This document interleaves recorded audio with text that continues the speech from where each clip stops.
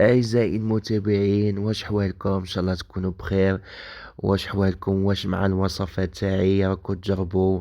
على بالي بلي راكو ناشطين، الله يبارك وتحبوني. أنا زين نحبكم بزاف وتوحشتكم بزاف بزاف. كانت عندي ظروف بك لا غالب، وشو دوك إن شاء الله رمضان راهو على الأبواب.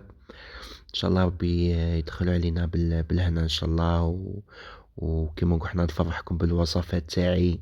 خي تعرفوني بلا تبوديع بلا كلش. المهم لا علينا. شوفوا جيتكم من خلال هذا الفيديو. كاينة فرصة للشباب، ماشي شرط للشباب.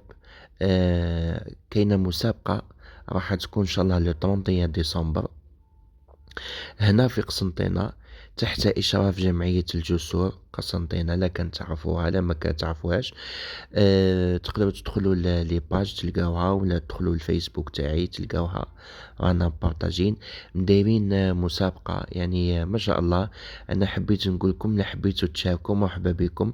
كاين مجال الطبخ ومجال الحلويات، والفائز اكيد راح يتحصل على هدايا قيمة مني أنا شخصيا، وأكيد من طرف الجمعية تاني. راح تكون ميداليات، راح تكون هدايا كبيرة، وكما نقول احنا كؤوس وشهادات دونك الشباب خاصة اللي خارج الولاية. شوفوا الإقامة راهم داوها لكم مجانية، دونك ما عندكمش مشكل في المبات. خاصة الناس الصحراء راهم بزاف اللي علقوا لي حابين يجيو يشاركوا. انا نقول لكم روحوا شاركوا. في مجال الطبخ عندكم طبقين. اذا حبيتوا التفاصيل اكثر ادخلوا عندي للفيسبوك، اكتبوا الشيف عبد الحميد قرايبي يخرج لكم الفيسبوك تاعي، راني حطيت بالتفصيل الممل. وفي الحلويات تاني على الاقل 3 انواع من الحلويات راح تكون لجنة تحكيم، وراح يذوقوا ويخيروا الفائز.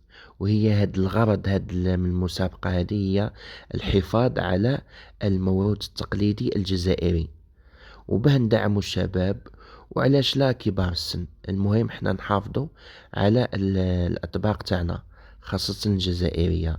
دونك راهي فرصة كبيرة. ماذا بيا تدخلوا تشاركوا في المسابقة هذه. أنا راح نكون حاضر.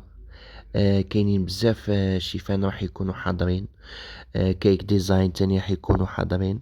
دونك لجنة التحكيم راهي في 7 أشخاص.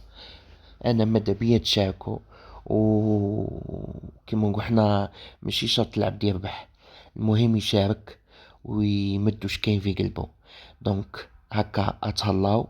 مزيد من التفاصيل راح نحاول نكتب لكم في صندوق الوصف. صندوق الوصف راهو تحت الفيديو هكذا.